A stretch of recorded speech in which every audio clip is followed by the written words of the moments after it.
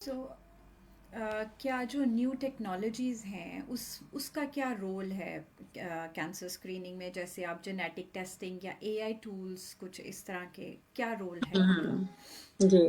तो उसमें मैं जैसे भी बताना चाह रही थी कि अभी जब उन्होंने स्क्रीनिंग की और फिर स्क्रीनिंग में देखते हैं कि क्यों लोग नहीं आते और क्या रीज़न्स होती हैं, mostly female specially Asian background, ये सारी चीज़ें।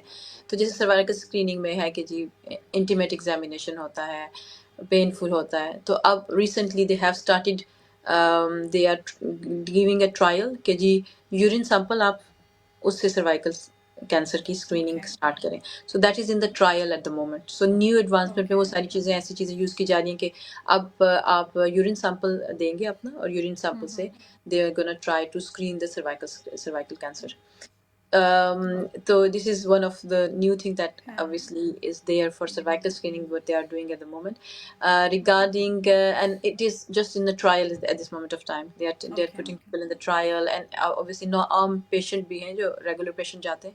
I must say कि बहुत सारे लोगों का अभी भी encounter हुआ होगा कि वो पूछते हैं कि जी आप न्यू स्क्रीनिंग में पार्टिसिपेट करना चाहते हैं, तो बहुत सारी फीमेल्स को कहा होगा कि आप अपना यूरिन सैंपल दे दें. We wanted to put into the trial of cervical cancer screening. तो when it's going to be successful और उसके rates equal होंगे जो कि हम intimate examination करके लेते हैं, okay. so then it's going to be launched for the public, but that is at this moment of time into the research में और trial में तो genetic testing is very important at this moment of time because breast cancer is the.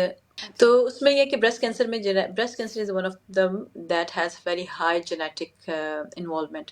So उसमें okay. एक particular gene है जिसे हम BRCA gene कहते हैं, 1 और 2. ओके। तो वो लोग जिनको यंगर एज में या जिनकी फैमिली में यंगर एज में ब्रेस्ट कैंसर हो चुका होता है, तो वो अपना जेनेटिक टेस्ट करवा सकते हैं. तो इस जेनेटिक टेस्टिंग से आपको पता चलता है कि जी आपके कितना रिस्क है, और उस रिस्क के बेसिस पे फिर whether you have to take the precautions.